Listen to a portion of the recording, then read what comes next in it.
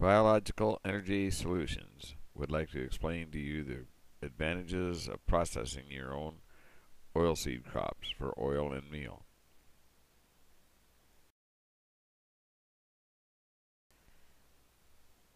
The inspiration for this program came from the younger, smarter one on the left, Dr. Dwayne Beck from Dakota Lakes Research Farm.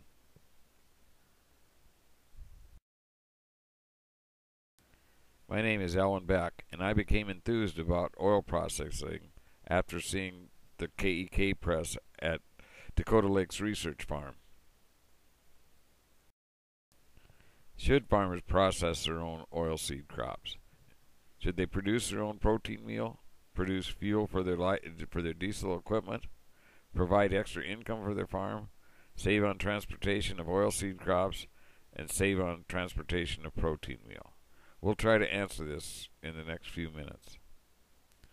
As you can see, producing refined oils in the conventional method is much more complicated, using many more ingredients, chemicals, heat, and all the different things that can affect the quality of the meal.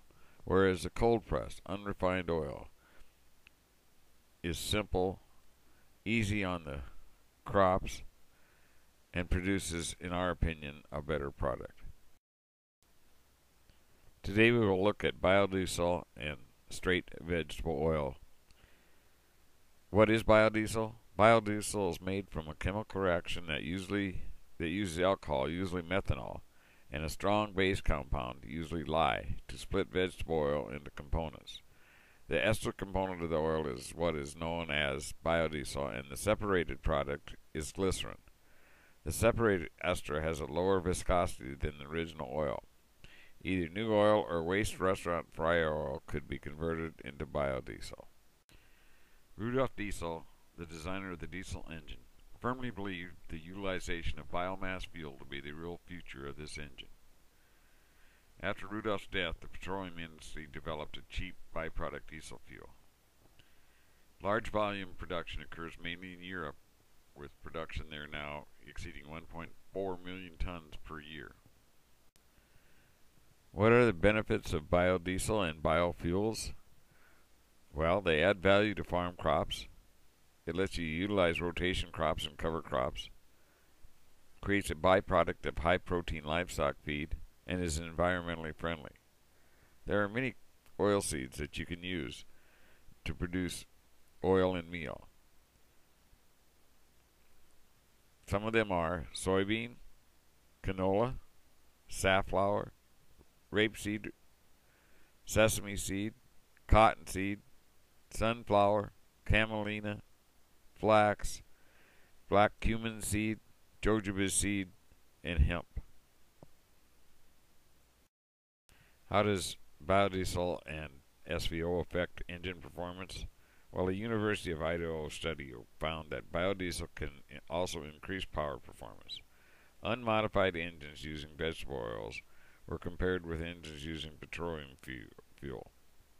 The engines using vegetable oil were shown to have a small increase in power. So what is the difference between expeller pressed oil and cold pressed oil? All cold pressed oils are expeller pressed, but not all expeller pressed oils are cold pressed.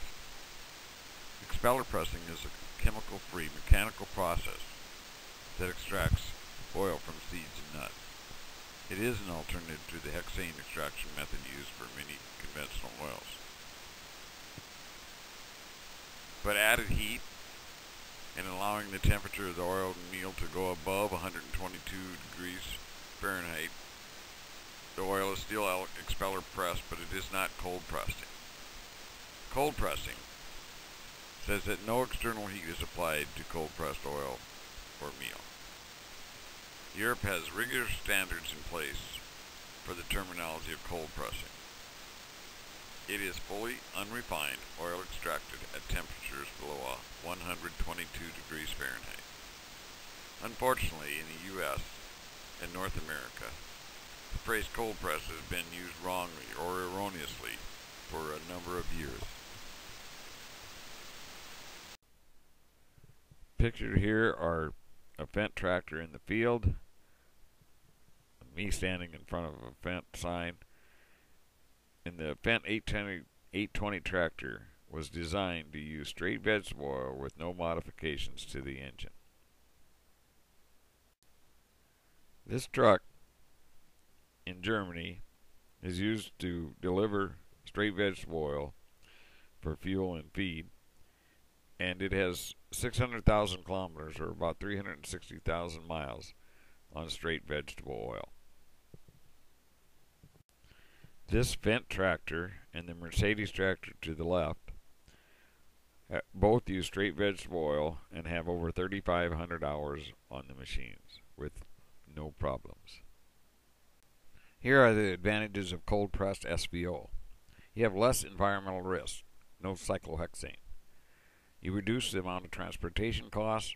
The meal and other products stay on the farm, or at least in the area where it's used. Nutrients stay on the farm and are not exported to be replaced by fertilizers transported from wherever. Energy needs met by homegrown oil, not that transported from wherever either. Does not require use of trans-esterification, where you add methanol and ethanol when used with properly designed vehicles. All major manufacturers now make models that run on SVO in Germany. They could be available here. Using SVO reduces the worry of running out of fuel during seeding and harvest. Oil can be used for energy and livestock feeds, and oil in the meal is considered a plus for most swine and dairy producers, as they add energy to their rations already. There are a couple small disadvantages. Less oil is extracted. It stays in the meal, making it less appealing for large-scale producers. Marketing effort will be required to gain the premium for human consumption market, and vegetable oils will be more expensive than fossil fuels in the short term. Cold pressing does not, in soybeans, does not deactivate trypsin inhibitors found in soybeans. Studies show that a farmer needs about 10% of his cultivation acres to provide enough fuel for his operation. A hectare will bring in about 1,000 liters of sunflower oil per year in Central Europe. In the U.S., a 15 centimweight per acre yield would produce about 77 gallons of oil. This is way less than what our grandfathers and great-grandfathers used earlier for horses and oxen.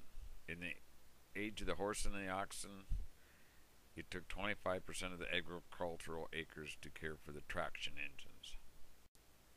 5-year price of sunflower oils from March 2008 to February 2013, from the low of 38 cents a pound to a high of $1.03 a pound. Price now is around 69 cents a pound.